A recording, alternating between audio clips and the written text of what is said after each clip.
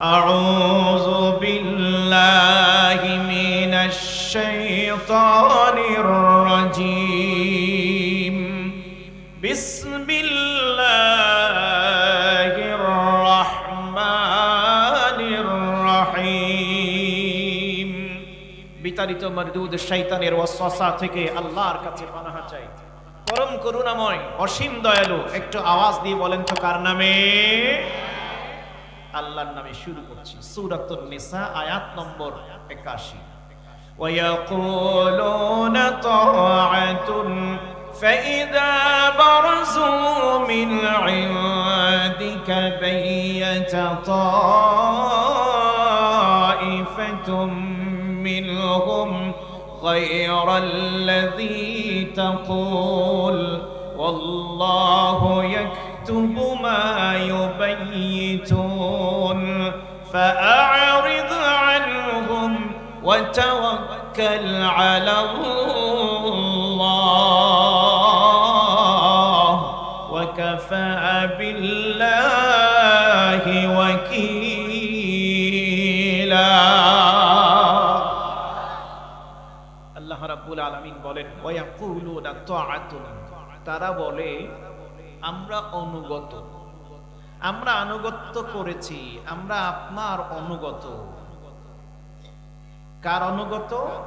রাসূলকে বলে। লক্ষ্য করে ওরা বলে যে হে রাসূল, হে নবী, আমরা আপনার অনুগত, আপনাকে আমরা মেনে চলি। ফাইদা বারাজু মিন ইনদিকা, আল্লাহ বলছেন হে নবী ও আমার দোস্ত, যখন ওরা আপনার থেকে সরে যায়, আপনার কাছ থেকে যখন চলে যায়, পৃথক যখন হয়, তখন বাইয়াতা তাইফাতুম মিনহুম গায়রাল্লাযী তাকুল, আপনার সামনে ওরা যা বলেছিল, ওরা রাত্রে গোপনে গোপনে তার উল্টা পরামর্শ করে, উল্টা পরিকল্পনা করে, ষড়যন্ত্র করে। নাউজুবিল্লাহ বলেন। তাহলে এই আয়াতের এই প্রথম অংশের যে কথাটি আসলো সেটা হলো আল্লাহ তাআলা এখানে একদল মানুষের পরিচয় তুলে ধরছেন, যারা রাসূলের কাছে যখন থাকে, রাসূলের সামনে যখন বসে, রাসূলের সাথে সাহাবীদের সাথে যখন মেশে, তখন বলে যে আমরা আপনার অনুগত, আপনাকে আমরা মেনে চলি, আপনার আনুগত্য আমরা করি।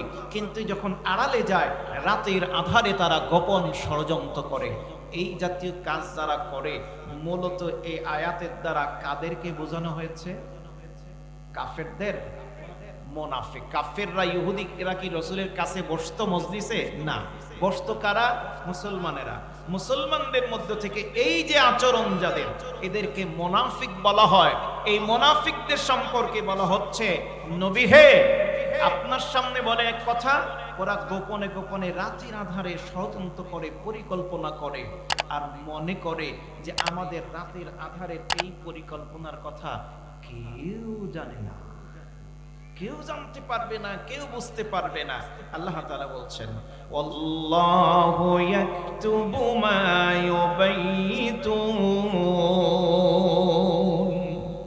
ও নবী, আপনি জেনে রাখুন, মুসলমানরা তোমরাও জানো, জেনে রেখে দাও, রাতের আধারে যেই বা যারা যে ধরনের ষড়যন্ত্র যতই গোপনে যতই আড়ালে আপনারে করুক না কেন, আমার বিরুদ্ধে, দ্বীনের বিরুদ্ধে, ইসলামের বিরুদ্ধে, কোরআনের বিরুদ্ধে, মুসলমানদের বিরুদ্ধে যেই ষড়যন্ত্রই করা হোক না কেন, আল্লাহু ইয়াকতুবু মা ইউবাইতুন, ওই সকল ষড়যন্ত্রটি আল্লাহ রাব্বুল আলামিন রেকর্ড করে রেখে দিচ্ছে। রেকর্ড আছে কার কাছে?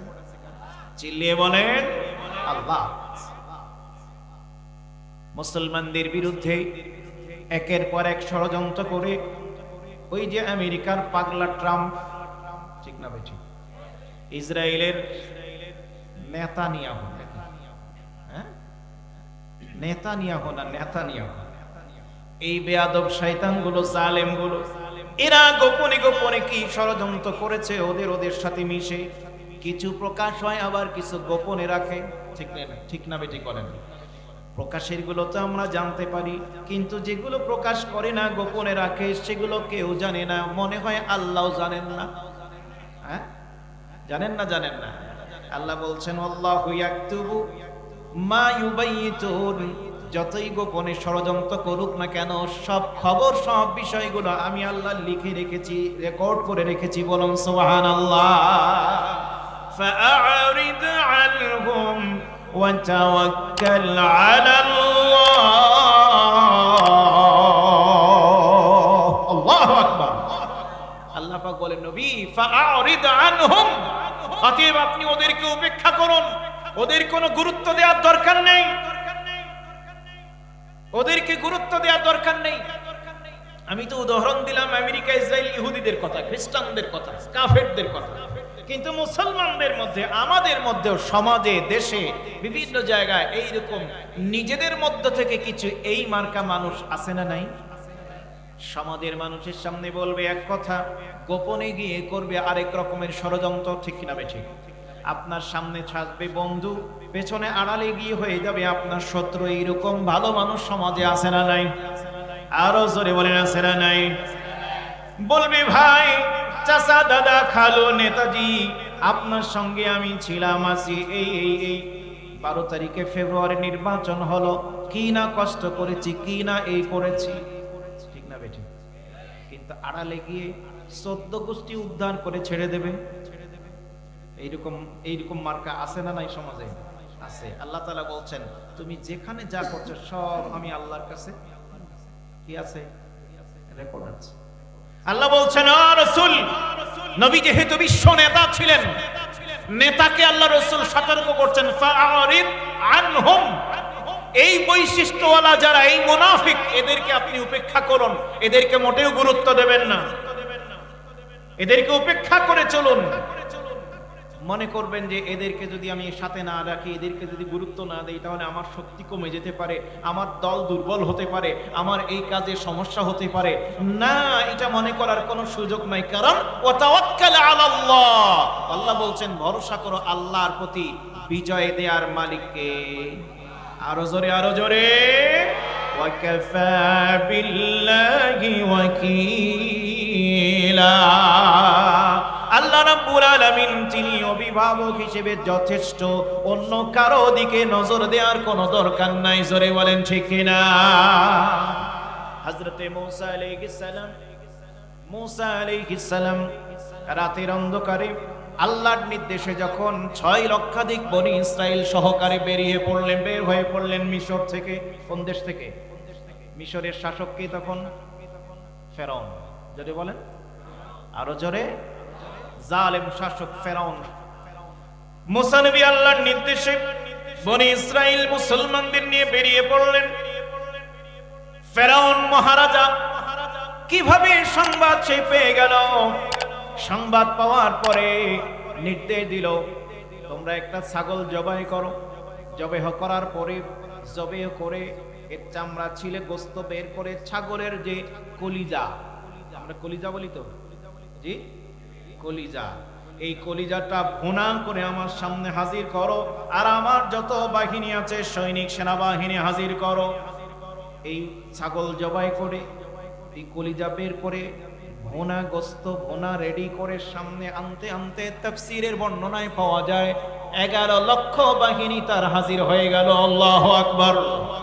চিন্তা করেন, সেই যুগে ছিল না মোবাইল, ছিল না ওয়াকিটকি, ছিল না টেলিফোন, 11 লক্ষ বাহিনী তার হাজির।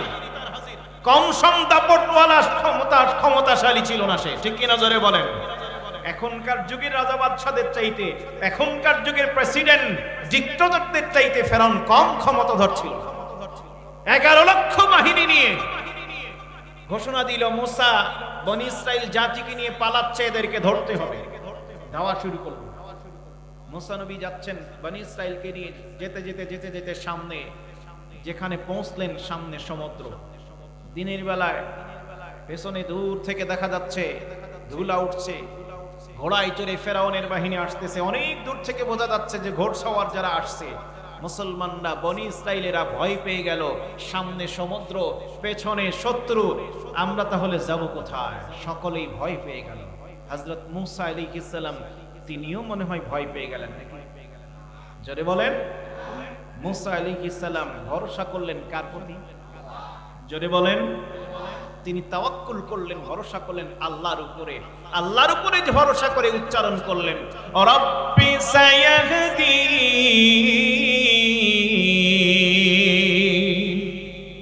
তিনি সকলকে শুনিয়ে বললেন চিন্তার কোনো কারণ নাই, আমার রব তিনি অবশ্যই আমাদের কোনো না কোনো রাস্তা দেখাবেন। আল্লাহু আকবার। স্মরণ করলেন কাকে? চিল্লিয়ে বলতে হবে। আচ্ছা, আল্লাহর কোরআনের আয়াত শুনলে, আল্লাহ কোরআনেই বলেছেন কোরআনের আয়াত শুনলে ঈমানদার যারা, মুমিন, খাঁটি মুমিন যারা হবে, তাদের বৈশিষ্ট্য হচ্ছে যখনই তারা কোরআনের আয়াত শুনবে, আয়াত শোনার সাথে সাথে তাদের ঈমান কমবে না বাড়বে?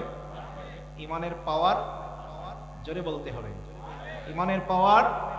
وَإِذَا تُلِيَتْ عَلَيْهِمْ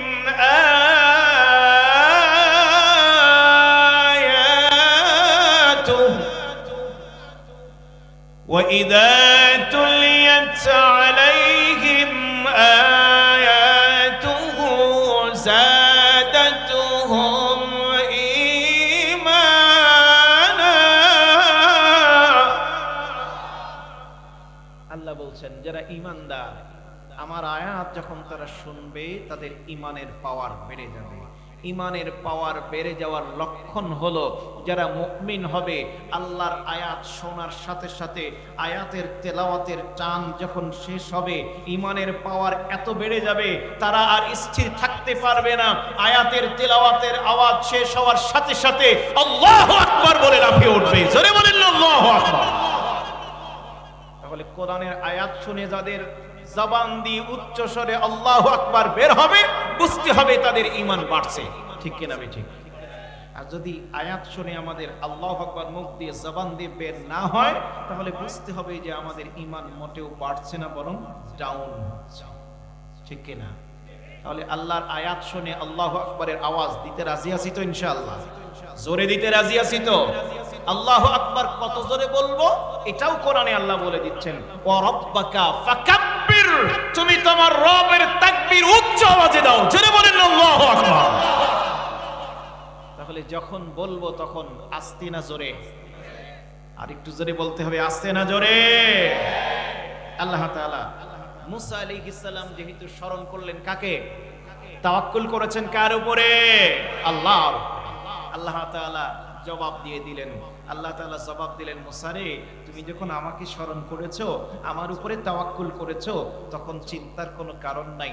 তোমার হাতে একটা অস্ত্র আছে, ওই অস্ত্রটা দিয়ে তুমি পানিতে আঘাত করো।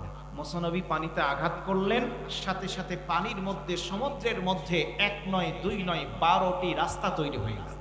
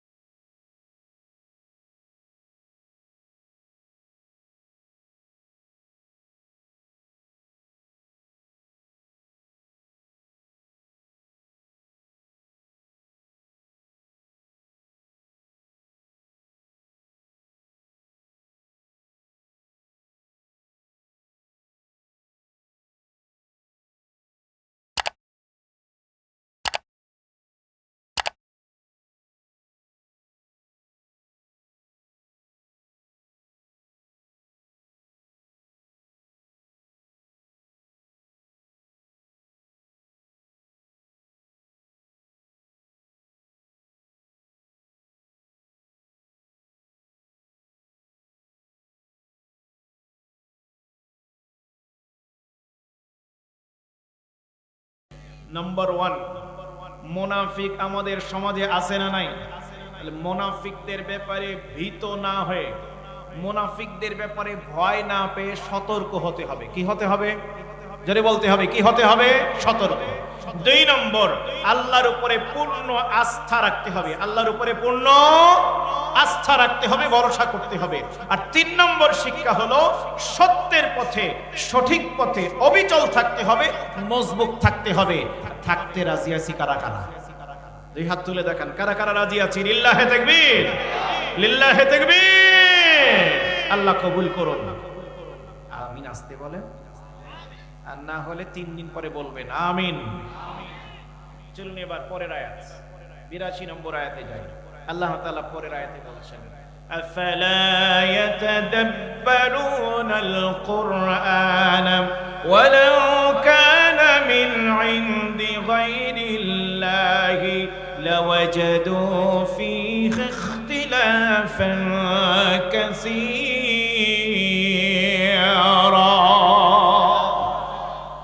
আল্লাহ বলেন, আফালা ইয়াতাদাব্বারুনাল কুরআন, তোমরা কি তারা কি, আল্লাহ বলছেন তারা কি কোরআন নিয়ে গবেষণা করে না? আল্লাহ বলছেন তারা কি কোরআন নিয়ে গবেষণা করে না?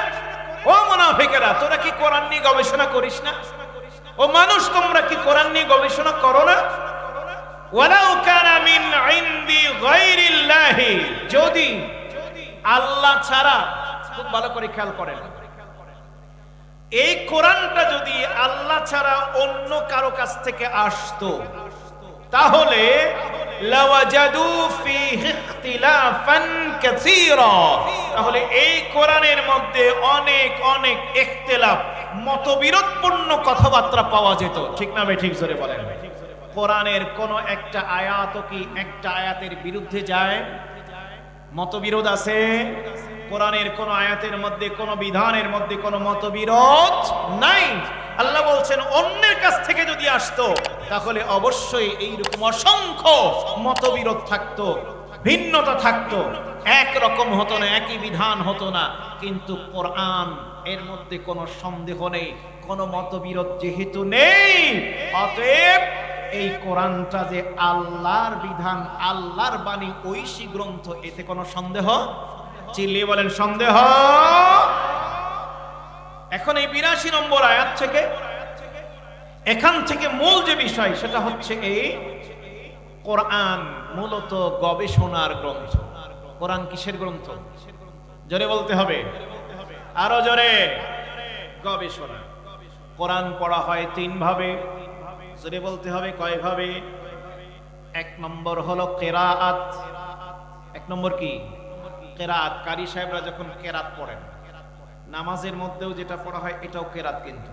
কারণ আল্লাহ বলছেন ফাইদা ক্রাআতাল কোরআন, আল্লাহ তাআলা বলছেন ফাকরাউ মা তায়াসসারা মিনাল কোরআন, নামাজের মধ্যে যেখান থেকে সহজ কোরআনের সেখান থেকে কিরাআ, পাঠ করো, এটাও কিরাত। 2 নম্বর হলো তিলাওয়াত। তিলাওয়াত মানে হলো বুঝে বুঝে পড়া, অনুধাবন করে পড়া। আর 3 নম্বর হলো তাদাব্বুর, কোরআন নিয়ে গবেষণা করা। কোরআনের মধ্যে কি আছে, এখানে আল্লাহ কি বলতে চেয়েছেন, আমাদের জন্য কি, এর মধ্যে নতুন কি আছে, আধুনিক যুগের কি আছে, সমাজ জীবনের কি আছে, রাষ্ট্রীয় জীবনের কি আছে, পরিবার পারিবারিক জীবনের কি আছে, আমার সন্তানের জন্য কোনো বিষয় আছে কিনা, আমার ব্যবসার জন্য কিছু বিষয় আছে কিনা, আমার কৃষি কাজের ক্ষেত্রে কোনো বিষয়বস্তু আছে কিনা, এগুলো খুঁজে খুঁজে বের করে গবেষণা করা। আল্লাহ বলছেন আফালা ইয়াতাদাব্বারুনাল কোরআন, তোমরা কি কোরআন নিয়ে গবেষণা করতে পারো না? তাহলে বোঝা গেল 82 নম্বর আয়াত থেকে কোরআন নিয়ে আমাদেরকে গবেষণা করতে হবে। কি করতে হবে? গবেষণা। এই যে আমাদের দেশে বিভিন্ন রকমের মন্ত্রণালয় আছে, আছে না নাই? চিল্লিয়ে বলতে হবে, আছে না নাই? গতকালকেও মাননীয় একজন মন্ত্রী, প্রতিমন্ত্রী আপনাদের জেলায় এসেছিলেন, আপনাদের জেলায় এসেছিলেন। এই যে বিভিন্ন মন্ত্রণালয় আছে, অর্থ মন্ত্রণালয় আছে, স্বরাষ্ট্র মন্ত্রণালয় আছে, কৃষি মন্ত্রণালয় আছে, শিল্প মন্ত্রণালয় আছে, দুর্যোগ ব্যবস্থাপনা মন্ত্রণালয় আছে, যতগুলো মন্ত্রণালয়ে আর রয়েছে বাংলাদেশে, আমরা যদি কোরআন গবেষণা করি, কোরআন যদি স্টাডি করি, তাহলে কোরআন বলবে প্রত্যেকটি মন্ত্রণালয়ের খবর আর সলিউশন আর বিধান আমি কোরআনের মধ্যে আছে, সবগুলো আছে। এই জন্য আল্লাহ বলছেন 82 নম্বর আয়াতে, ও মুনাফিকদের ওদের কথাবার্তা ওদের আচরণের দিকে লক্ষ্য না করে তোমরা কোরআন গবেষণা করো, গবেষণা করলেই বুঝবে এর মধ্যে কোন রকমের কোন বৈপরীত্য নাই, এখানে বিভেদ নাই, এটা সব, এখানে কোনো ইখতিলাফ নাই, এটা সম্পূর্ণ আল্লাহ পাকের পক্ষ থেকে এসেছে, কোনো সন্দেহ। এরপরে আসেন পরের আয়াতে, ওয়াইদা জাআহুম আমরুম من الأمن أو الخوف أذاعوا به। আরেকটি চরিত্র আল্লাহ এখানে তুলে ধরছেন, ওয়াইদা জাআহুম আমরুন, ওই মুনাফিকদের অবস্থা হলো এই রকম, যখন তাদের কাছে কোনো বিষয় আসে, সেই বিষয়টি যদি হয় এমন ধরনের মিনাল আমনি, নিরাপত্তা বা শান্তিমূলক কোনো বিষয়, অথবা আবিল খাউফি, অথবা ভীতিকর কোনো সংবাদ, ভালো খবর অথবা মন্দ কোনো খবর যদি তাদের কাছে আসে, তাহলে তারা কি করে? আযাউ বিহি, আল্লাহ পাক বলছেন তারা তার যা শোনে সেটাই প্রচার করতে থাকে। তাহলে যেটা শোনা যায় সেটাই অন্যের কাছে প্রচার করাটা, এটা কাদের কাজ? মুসলমানদের কাজ না মুনাফিকের কাজ? মুনাফিকের কাজ। এখানে বলা হচ্ছে এটা মুনাফিকের কাজ, যা শোনে তাই প্রচার করা, এটা হলো কাদের কাজ? মুনাফিকের কাজ। এখানে আল্লাহ তাআলা বলছেন যে যা শুনবে, সঠিক ভালো হোক আর মন্দ হোক, ভালো খবর হোক আর মন্দ খবর হোক, এটা আগে যাচাই করতে হবে খবরটা সঠিক নাকি বেঠিক। আমাদের সমাজে এরকম খবর প্রচার হয় না? হয় না? জোরে বলতে হবে, হয় কি না? হয়। যা শুনি তাই আমরা বলে ফেলি, অনেক সময় এরকম হয় না? জোরে বলেন। আর এইটার কারণে দেখা যায় যে খবরটা সঠিকই নয়, অথচ শোনার সাথে সাথে আমি বললাম আমারটা শুনে আরেকজন, আরেকটা শুনে আরেকজন, আরেকজনের শুনে আরেকজন, গোটা সমাজ একদম রাষ্ট্র হয়ে গেল, প্রচার হয়ে গেল, খোঁজ নিয়ে দেখা গেল যে আসলে খবরটা ঠিক না। কথা বলেন না কেন?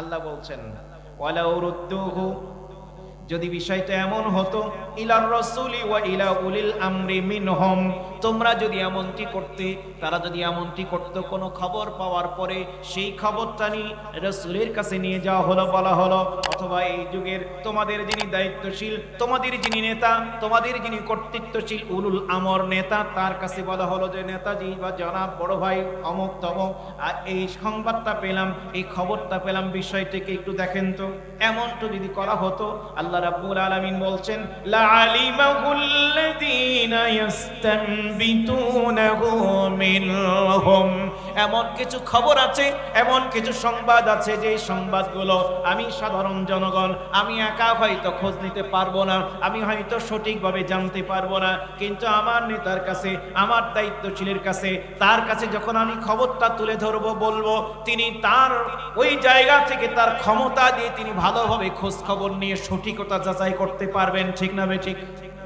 আল্লাহ বলছেন এটা তাদেরকে, দায়িত্বশীলদের কাছে জানাও, তারা এটা ঠিক মতো খোঁজ নেবে, জানতে পারবে, তা না হলে বিপদ হবে।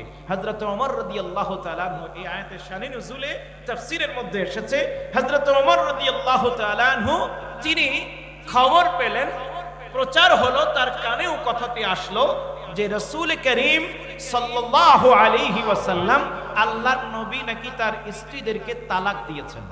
নাউজুবিল্লাহ বলেন। হযরত ওমরের কানেও কথাটা আসলো, বলা বলি হচ্ছে। তিনি এই সংবাদটা শোনার পরে চলে গেলেন মসজিদুন নববী। মসজিদুন নববীর কাছে, দরজার কাছে কি দাঁড়ানোর পরে দেখলেন মসজিদের ভেতরেও কিছু মুসল্লি তারা এই বিষয় নিয়ে বলা বলি করছে যে রাসূল নাকি তার স্ত্রীদেরকে কি করেছেন?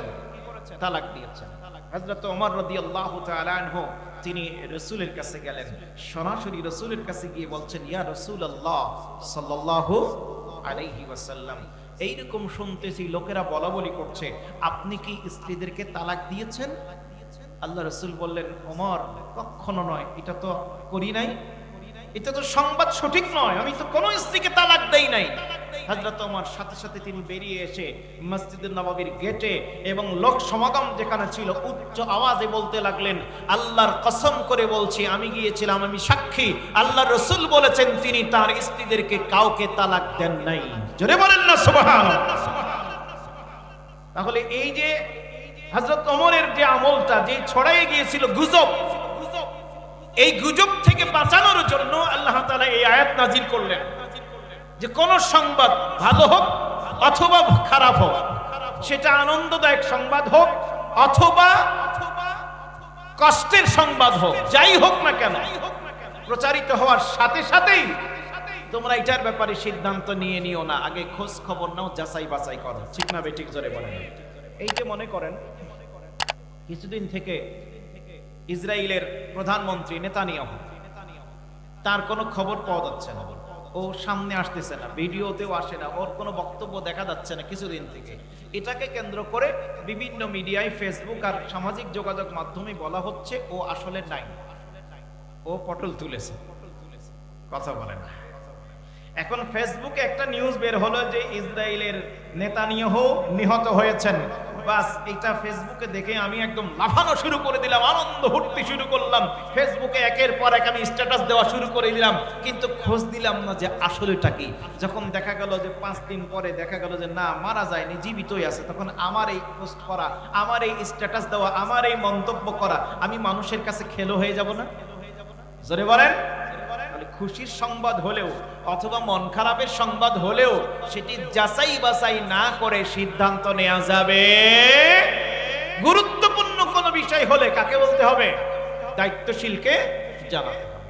আল্লাহ রাব্বুল আলামিন বলেন, ওয়ালাউলা ফাদলুল্লাহি আলাইকুম রাহমাতুহু لاتبعتكم الشيطان إلا قليلا। আল্লাহ পাক বলছেন, ওয়ালাউলা ফাদলুল্লাহি আলাইকুম ওয়া রাহমাতুহু, আল্লাহ যদি তোমাদের উপরে অনুগ্রহ না করতেন, আল্লাহ যদি তোমাদের উপরে করুণা না করতেন, আল্লাহর রহমত যদি নাজিল না করতেন, লাত্তাবাতুমুশ শাইতানা ইল্লা কলিলা, তাহলে তোমাদের অধিকাংশই, অল্প সংখ্যক ছাড়া অধিকাংশই শয়তানের অনুসারী হয়ে যেতে। তাহলে আমরা যারা শয়তানের অনুসারী হতে চাই না বা হই না, এটা কার রহমতে? আরো আসতে বলেন, কার অনুগ্রহে? তাহলে শয়তানের অনুসরণ না করা, শয়তানের ধোঁকায় না পড়ার জন্য অনুগ্রহ লাগবে কার? আর আল্লাহর অনুগ্রহ কি এমনি এমনি পেয়ে যাব? এমনি এমনি পাবো? সে আল্লাহর কথা শুনতে হবে না হবে না? সে আল্লাহর পথে চলতে হবে না হবে না? যত বেশি আল্লাহর পথে চলবো, যত বেশি আল্লাহর কথা শুনবো, তত বেশি আল্লাহর রহমত এবং করুণা আমাদের উপরে নাজিল হবে। সেই আল্লাহর রহমত এবং করুণা কারা কারা পেতে চায় একটু দুই হাত তুলে দেখাই দেখি। কারা কারা আল্লাহর রহমত পেতে চায়? কারা কারা পেতে চাই? লিল্লাহে তাকবীর, লিল্লাহে তাকবীর। আমরা সবাই আল্লাহর রহমত পেতে চাই। আল্লাহ কবুল করুন, জোরে বলুন আমিন, আরো জোরে আমিন। তাহলে এই আয়াত থেকে আমরা 83 নম্বর আয়াত থেকে 1 নম্বর যেটা বুঝলাম, গুজব ছড়ানো যাবে। জোরে বলতে হবে, গুজব ছড়ানো যাবে না, 1 নম্বর। 2 নম্বর, দায়িত্বশীলদের কাছে তথ্য জানাতে হবে। কার কাছে? দায়িত্বশীল যারা আছে সমাজের, তাদের কাছে বিষয়টি উত্থাপন করতে হবে। 3 নম্বর, তথ্য বিশ্লেষণ করতে হবে। আপনি নিজেও যদি পারেন যে তথ্যটি আপনি পেলেন এটা বিশ্লেষণ করতে হবে, সঠিক নাকি বেঠিক, ঠিক না বেঠিক, যাচাই বাছাই করতে হবে। ঠিক কিনা জোরে বলুন। আর 4 নম্বর হলো শয়তানের অনুসরণ করা যাবে। জোরে বলেন, শয়তানের অনুসরণ করা যাবে। শয়তানের ধোঁকা থেকে বাঁচার জন্য 5 নম্বর যে শিক্ষা এখান থেকে পেলাম সেটা হলো, শয়তানের ধোঁকা থেকে বাঁচার জন্য রহমত লাগবে কার? আরো জোরে। আর আল্লাহর রহমত পেতে হলে চলতে হবে কার পথে? কার পথে? আল্লাহর পথে। আল্লাহ কবুল করুন, জোরে বলেন আমিন, আরো জোরে আমিন। এরপরে চলুন, আল্লাহ তাআলা তারপরে কি বলছেন? ফাকাতিল ফি সাবিলিল্লাহি লা তুকাল্লাফু নাফস লা তুকাল্লাফু ইল্লা নাফসাকা ওয়া হাররিদিল মুমিনিন।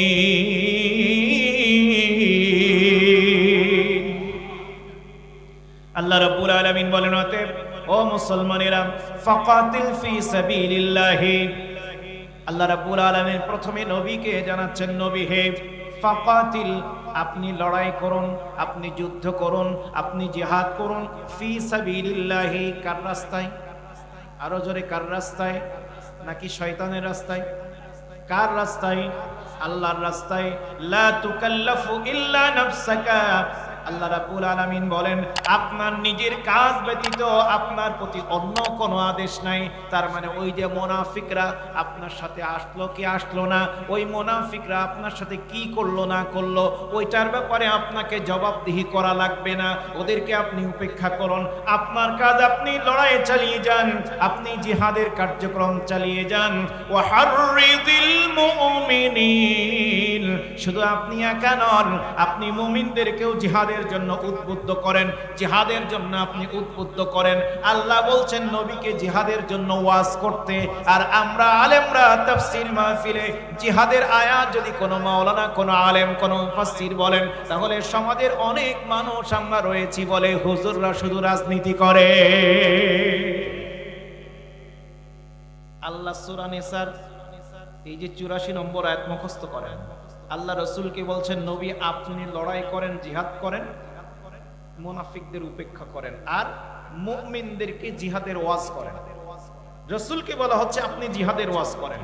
এখন আমি সেই নবীর ওয়ারিস, আলেমরা যদি মুমিনদের সামনে কোরআনের আয়াত দিয়ে জিহাদের ওয়াজ করে, আমাদের সমাজের একটা শ্রেণী আছে তারা এটাকে অপছন্দ করে।